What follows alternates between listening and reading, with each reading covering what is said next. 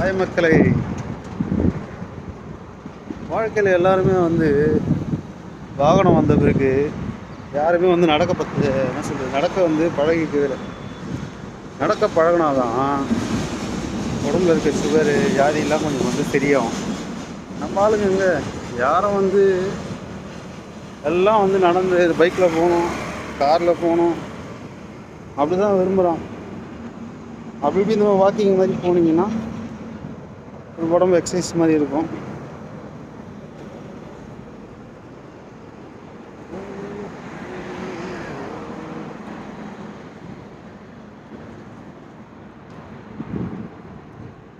ஒன்று மட்டும் சொல்கிறேங்க, ஓகேங்களா?